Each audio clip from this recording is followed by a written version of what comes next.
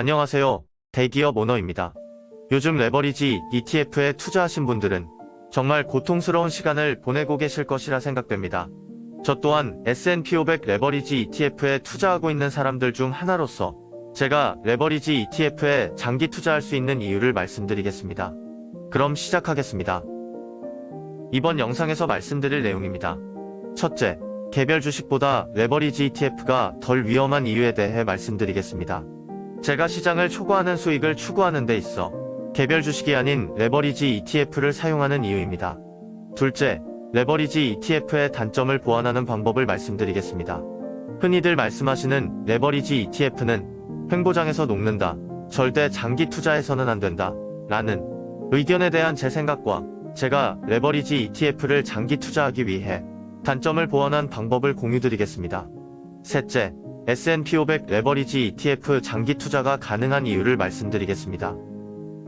첫 번째, 개별 주식보다 레버리지 ETF가 덜 위험한 이유입니다. 먼저, 베타라는 개념을 간략히 소개드리겠습니다. 베타는 주가지수에 반응하는 정도를 뜻합니다.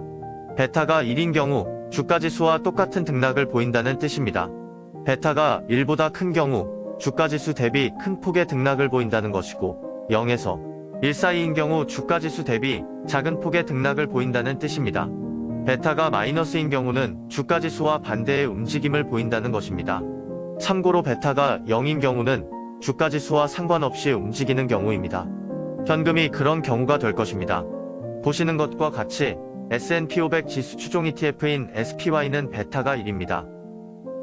2배 레버리지 ETF인 SSO와 3배 레버리지 ETF인 UPRO의 베타는 각각 2.06과 3.15입니다.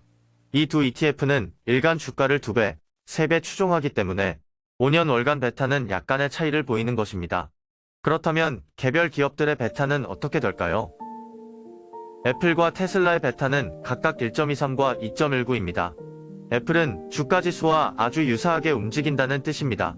반면 테슬라의 경우 베타가 2.19로 2배 레버리지 ETF인 SSO보다도 높습니다. 그렇다면 테슬라가 2배 레버리지 ETF와 위험이 유사하다고 할 수 있을까요? 저는 그렇게 생각하지 않습니다. 테슬라는 특정 분야에 속한 기업인 반면 S&P 500은 11개 섹터에 분산 투자되어 있기 때문입니다. 유사한 변동성을 보이지만 분산 투자되어 있는지 여부는 정말 중요합니다. 상승장에서도 내 주식만 오르지 않거나 떨어지는 경우를 경험해보신 분들이 많으실 겁니다.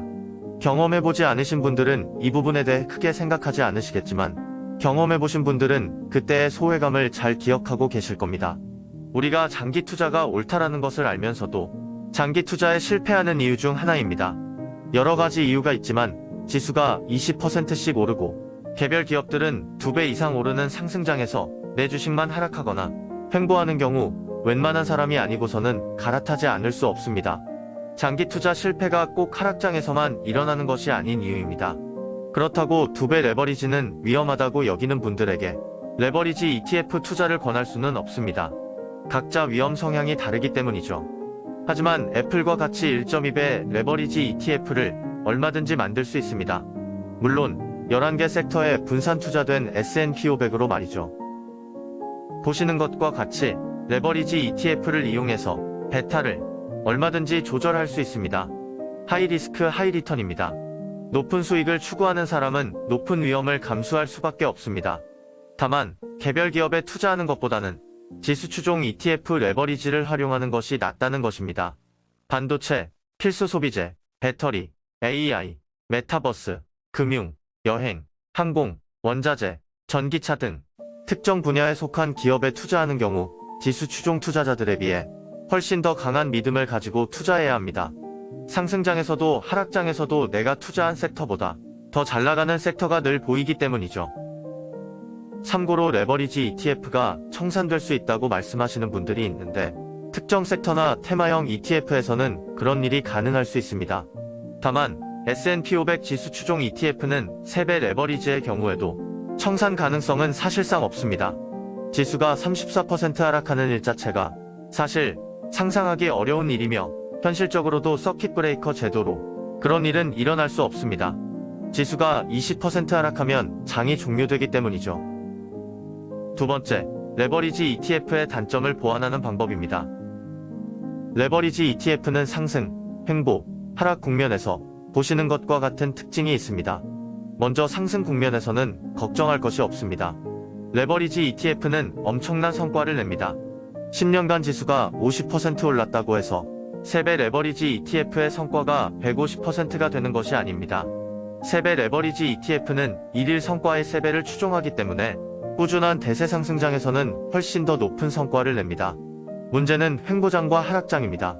하락장에 대해 먼저 말씀드리겠습니다. 하락장에서는 주가지수나 레버리지 ETF나 모두 하락합니다. 장기 투자자로서 이에 대해 대비하는 방법은 한 가지뿐입니다. 바로 적립식 매수를 통해 낮은 주가의 많은 수량을 모으는 것입니다. 워런 버핏도 하지 않는다는 시장의 흐름을 예측해서 하락장을 요리조리 피해 다닐 생각을 하는 단기 투자자에게는 해당되지 않는 이야기입니다. 장기 투자를 결심한 분들은 시장의 급락을 저가 매수의 기회로 삼는 것이 원칙입니다. 그것은 레버리지 ETF도 마찬가지고 사실 더 중요합니다. 그렇다면 횡보장에서 레버리지 ETF는 어떻게 운용해야 할까요? 레버리지 ETF는 횡보장에서 계좌가 녹는다. 레버리지 ETF 투자자분들이라면 많이 들어보셨을 이야기입니다. 횡보장에서는 포트폴리오의 레버리지 비율을 변화시키면서 대응해야 합니다. 물론 지금이 상승장인지 횡보장인지 하락장인지는 지나고 나면 시간이 확인해줍니다. 그렇기 때문에 레버리지 비율 변화는 꼭 횡보장에서만 하는 것이 아닙니다. 일정한 기준을 가지고 항상 그렇게 포트폴리오를 운용해야 하는 것입니다.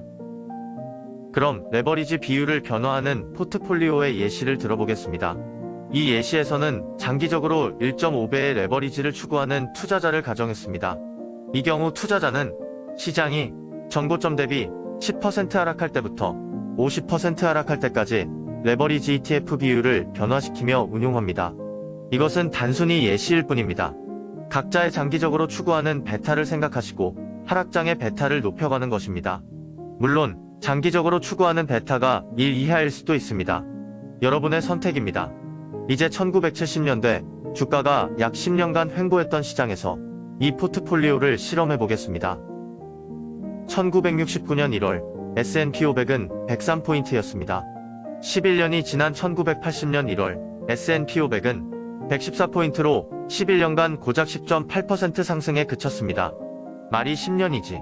정말 저 기간 동안 장기 투자를 지키신 분들은 거의 없었을 것입니다. 또한 그래프가 10년의 차트이기 때문에 멀리서 바라봤을 때 횡보장이라고 보이지만 사실 엄청난 폭락과 폭등이 반복된 시기였습니다. 레버리지 ETF 투자자라면 최악의 시기였겠죠. 이 기간 동안 지수에 투자한 결과는 보시는 표와 같습니다. 참고로 그 당시 레버리지 ETF는 없었습니다. 따라서 지수의 연간 수익률에 각각 2배, 3배 수익률에서 운용보수 1%를 차감한 수익률을 사용했습니다. 물론 1일 성과를 추종하도록 설계되지 않았습니다만 큰 그림에서 결과를 봐주시기 바랍니다. 이 기간 지수에 투자한 투자자들은 10.8%의 수익과 10년간의 배당 수익을 얻었을 것입니다.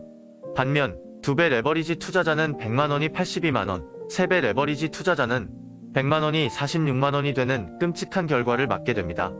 그야말로 계좌가 녹는 상황입니다.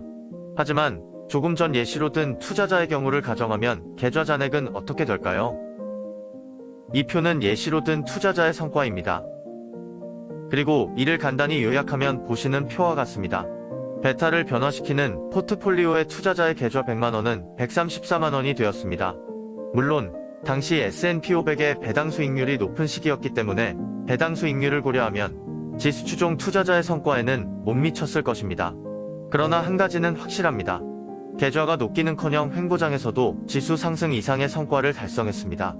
베타를 변화시키면서 자동적으로 낮은 가격에 많은 투자, 높은 가격의 일부 매도가 반복되었기 때문입니다. 이 결과는 거치식 포트폴리오의 결과입니다. 적립식 투자가 같이 이루어졌다면 큰 폭의 하락을 겪으면서 성과는 더 높았을 것입니다. 결국 우리는 적립식 투자와 일정한 원칙에 따른 레버리지 사용으로 일시적 하락장만 이겨내면 높은 성과를 달성하는 포트폴리오를 만들 수 있는 것입니다. 세 번째, S&P 500 레버리지 ETF 장기 투자가 가능한 이유입니다.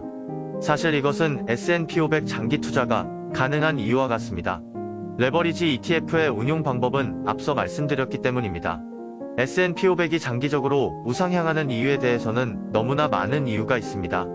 따라서 이 영상에서 모든 것을 설명드릴 수는 없으며 앞으로 올려드릴 영상들에서 조금씩 언급하도록 하겠습니다. 제 영상을 꾸준히 보시다 보면 S&P 500에 대한 믿음은 더욱 단단해지실 것입니다. 오늘 영상에서는 S&P 500이 장기 우상향하는 이유를 크게 몇 가지만 간략히 소개드리겠습니다. 첫째, 미국은 압도적인 군사력을 보유하고 있습니다. 둘째, 미국의 통화는 기축통화입니다. 셋째, S&P 500 기업들은 세계를 대상으로 독점적 지위를 누리거나 브랜드 충성도가 높은 회사들이 많이 포함되어 있습니다. 넷째, S&P 500은 11개 섹터로 잘 분산되어 있습니다. 다섯째, S&P 500에 편입되는 조건이 까다롭고 따라서 우량한 기업을 자동적으로 편입하고 기준을 충족하지 못하는 기업은 퇴출되게 되어 있습니다. 여섯째, 통화량은 항상 증가합니다. 워런 버핏은 2015년 주주서한에서 이렇게 말합니다. 240년 동안 미국을 상대로 베팅한 것은 끔찍한 실수였으며 지금도 그럴 때가 아닙니다. 상업과 혁신이라는 미국의 황금 거위는 계속해서 더 많은 알을 낳을 것입니다. 황금 거위가 낳는 알, 즉 기업의 이익에 집중하십시오. 황금 거위의 시세에 일희일비할 필요가 없습니다. 황금 거위는 계속 황금 알을 낳기 때문이죠. 우리는 대기업 오너입니다. 가장 강한 기업들을 소유하고 있습니다. 그래서 사실 레버리지를 이용해도 불안하지 않습니다. 그럼 오늘 영상 여기서 마치겠습니다. 감사합니다.